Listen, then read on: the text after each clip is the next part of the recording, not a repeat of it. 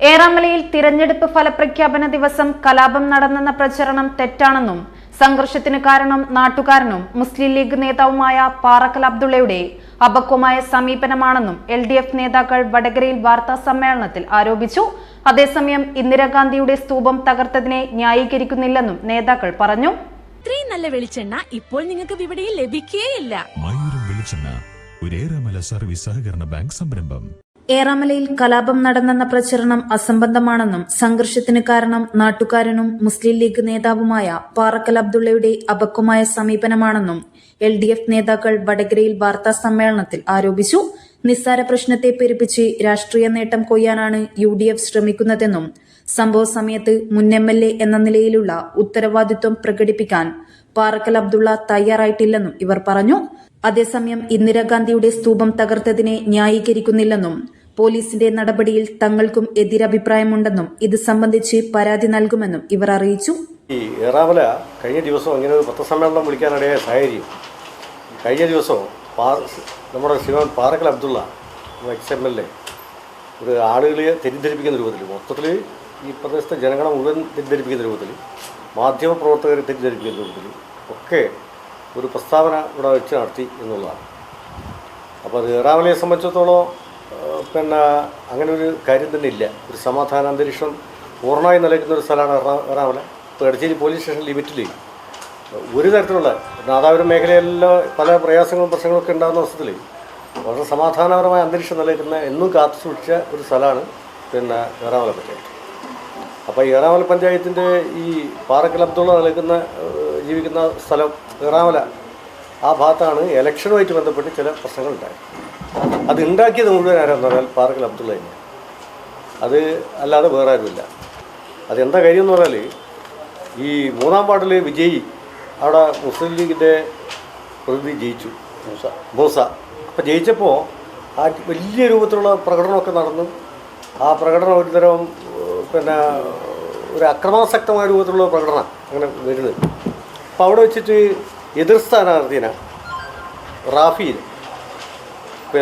എന്താ ഇതെന്ന് പറഞ്ഞാൽ അവർ വളരെ തമാശയാക്കുകയും ആംഗ്യവിക്ഷേപമൊക്കെ കാണിക്കുകയൊക്കെ ചെയ്തു. അപ്പോൾ അതെന്ത് വന്നെന്ന് പറഞ്ഞാൽ ഒരു അങ്ങോട്ടും ഇങ്ങോട്ടും ഒരു അസ്വാരസ്യത്തിലേക്ക് ആ നീങ്ങിയ കാര്യം ഉടനെ തന്നെ അവിടെയുള്ള ഇവരുടെ ബന്ധുക്കൾ, പ്രധാനമായിട്ട് ഈ മറുവയിൽ പോക്കർ മാഷ് എന്ന് പറയുന്ന ഇവരെ ബന്ധുക്കൾ കൂടിയാണ്. അദ്ദേഹം ഇടപെട്ട് കാര്യങ്ങൾ സംസാരിച്ച് തീർത്തതാണ്. അങ്ങനെ തീർത്ത് അത് മാത്രമല്ല, തീർന്നതായിട്ട് ലീഗിൻ്റെ പ്രാദേശിക നേതാവ് കൊട്ടാരത്തിൽ മുഹമ്മദ് മാഷ് പറയുകയും ചെയ്തിട്ടുണ്ട്. അത് മനോജിനോടൊക്കെ, അടുത്ത RJD പ്രവർത്തകനായ മനോജിനോടൊക്കെ പറയും നമ്മൾ ഉണ്ടായ വിഷയം നമ്മൾ അവസാനിപ്പിച്ചിരിക്കുന്നു. പിന്നീട് ഉണ്ടാകുന്ന സംഭവം, അവിടെ ഈ കോൺഗ്രസ് ഓഫീസിൻ്റെ അവിടെ ഒരു പടക്കം പൊട്ടി എന്നാണ് പറയുന്നത്. ഈ പടക്കം പൊട്ടിച്ചതാരാ, എന്തായിട്ട് സംഭവം എന്നൊന്നും ആർക്കും അറിയില്ല. അപ്പോൾ ആളുകളൊക്കെ തടിച്ചുകൂടി. അപ്പോൾ അവിടെ LDFൻ്റെ ആളുകളും UDFൻ്റെ ആളുകളൊക്കെ അവിടെ എന്താണെന്ന് അറിയാതെ അവിടെ തടിച്ചു കൂടുമായിരുന്നു. അപ്പോൾ അവിടുന്നാണ് നമ്മളെ പാറക്കൽ അബ്ദുള്ള സാഹിബ് വീണ്ടും ഇറങ്ങി വന്നു. എന്നിട്ട് ജാഫറിൻ്റെ വീട്ടിൻ്റെ ഗേറ്റ് പിടിച്ചിട്ട് ഇവിടെ ആളുകളൊക്കെ തടിച്ചു കുടിക്കുന്ന ആയുധം സംഭരിച്ചിട്ടുണ്ട് എന്ന് പറഞ്ഞ് പോലീസിനെ അങ്ങോട്ടേക്ക് കടത്തി വിടുക. യഥാർത്ഥത്തിൽ അവിടെ ഈ ജാഫറിൻ്റെ ഭാര്യയും കുട്ടികളും മാത്രം ഉണ്ടായിരുന്നു, വേറെ ആരും ഉണ്ടായിരുന്നില്ല, പുറത്തുള്ള ആരും ഉണ്ടായിരുന്നില്ല. നേരത്തെ ഉണ്ടായിരുന്ന ആളുകളൊക്കെ അവിടുന്ന് പിരിഞ്ഞു പോയതാണ്. നേരത്തെ ഈ സമാധാന ശ്രമത്തിൻ്റെ ഭാഗമായിട്ടെല്ലാം പിരിഞ്ഞു പോയതാണ്.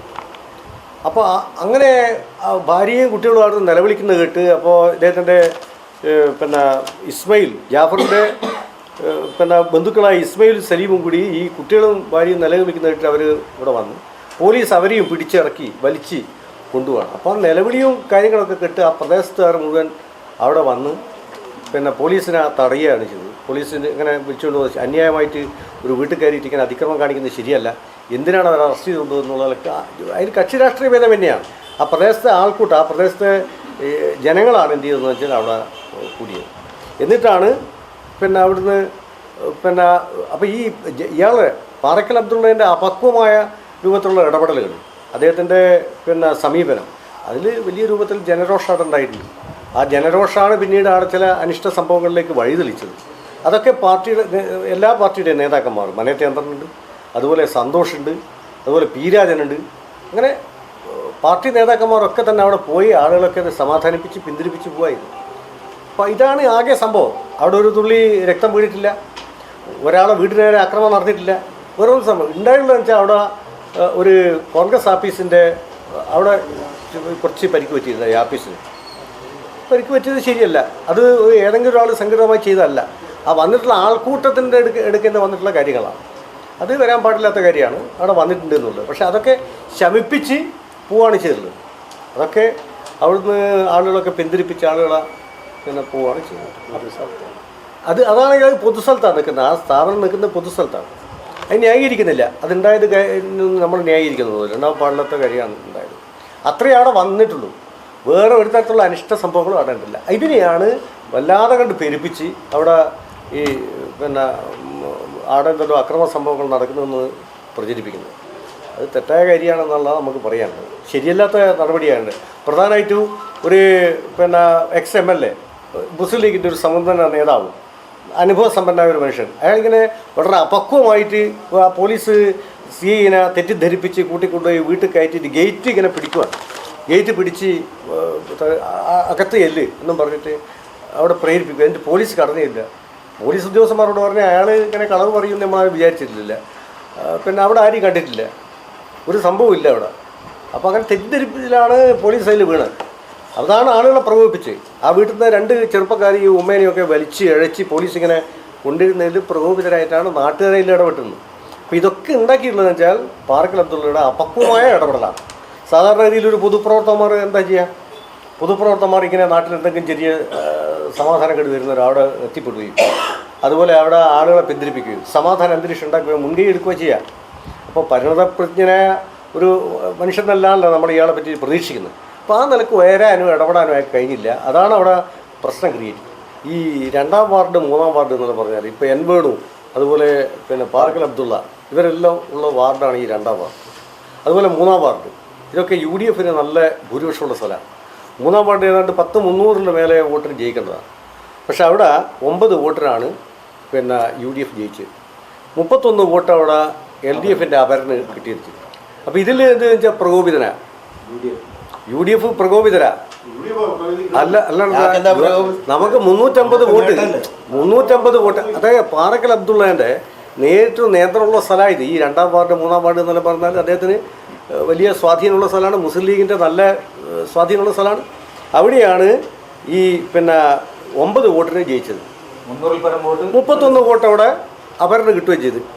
അപ്പോൾ ഇത് LDFൻ്റെ അപരനാണ് 331 വോട്ട് കിട്ടിയത്. അപ്പോൾ സ്വാഭാവികമായിട്ട് ആ 31 വോട്ട് കൂടി LDFന് കിട്ടിയിട്ട് LDF ജയിക്കുമായിരുന്നു അവിടെ. അപ്പോൾ ഇതിൽ പ്രകോപിതനാണ്. അതുപോലെ തന്നെ 2ാം വാർഡിന് 350 വോട്ട് കിട്ടേണ്ട സ്ഥാനത്ത് 128 വോട്ടിനാണ് അവിടെ UDF സ്ഥാനത്ത് ജയിച്ചത്. അപ്പോൾ വേണു പാറക്കൽ അബ്ദുള്ളയിലുള്ള പ്രദേശമായി ഞാനീ പറഞ്ഞ 2ാം വാർഡും 3ാം വാർഡൊക്കെ. അപ്പോൾ അവിടെ ഇങ്ങനെയുള്ള അനിശ്ചിതത്വം ഉണ്ടായി. രാഷ്ട്രീയമായിട്ട് വേണ്ടത്ര മുന്നേറാൻ വേണ്ടി കഴിയില്ല, അതുപോലെ വോട്ട് കുറഞ്ഞ് എന്നൊക്കെ പറഞ്ഞപ്പോൾ അത് അദ്ദേഹമാണെങ്കിൽ ഈ വടകര താലൂക്കിൻ്റെ പല ഭാഗങ്ങളിലും പോയിട്ട് ഇടപെടുകയാണ്, രാഷ്ട്രീയമായിട്ട് ഇടപെടുകയാണ്. അദ്ദേഹത്തിൻ്റെ ജന്മസ്ഥലത്ത് ഈ നിലക്ക് തിരിച്ചടി ഉണ്ടായപ്പോൾ ഉണ്ടായ പ്രകോപനം ഇതിലുണ്ട്. ആദ്യം നടക്കുന്ന സംഭവം എന്താ? വളരെ നിസ്സാരമായൊരു പ്രശ്നത്തെ അത് ലഘൂകരിച്ച് ആ പ്രശ്നമെല്ലാം പരിഹരിച്ചാടാ. 2 ആൾ തമ്മിൽ അങ്ങോട്ടും ഇങ്ങോട്ടും വാക്കുണ്ടായി. ആ വാക്കുണ്ടായതിന് ശേഷമാണ് ഈ പടക്കം പൊട്ടിയെന്ന് പറയുന്നത്. 2 ഓട് പൊട്ടി എന്നുള്ളത് ശരിയാണ്. ആ പടക്കം പൊട്ടിച്ചത് ആളെ കണ്ടിട്ടുണ്ട് എന്ന് RMPൻ്റെ നേതാവ് സുബൈർ പൊതുസമ്മേളനത്തിൽ പറഞ്ഞിട്ടുണ്ട്. അങ്ങനെയാണെങ്കിൽ അങ്ങനെ പൊട്ടിച്ച ആളെ പോലീസിന് കാണിച്ചു കൊടുക്കേണ്ട ഉത്തരവാദിത്തം ആർക്കാ? ഈ RMPൻ്റെ നേതാവിനാണ്. News bureau media Vadakara. വലിയ സന്തോഷങ്ങൾക്കിടയിൽ നഷ്ടപ്പെട്ടു പോകുന്ന ചില ചെറിയ ഇഷ്ടങ്ങളുണ്ട്. ബാല്യത്തിൽ എപ്പോഴോ എന്നോടൊപ്പം നടന്ന് എനിക്കൊപ്പം വളർന്ന ചില ഇഷ്ടങ്ങൾ. ആ ഇഷ്ടങ്ങൾ സ്വന്തമാക്കാൻ എന്നോടൊപ്പം എന്നും ഉണ്ടായിരുന്ന എന്റെ ഫാമിലി.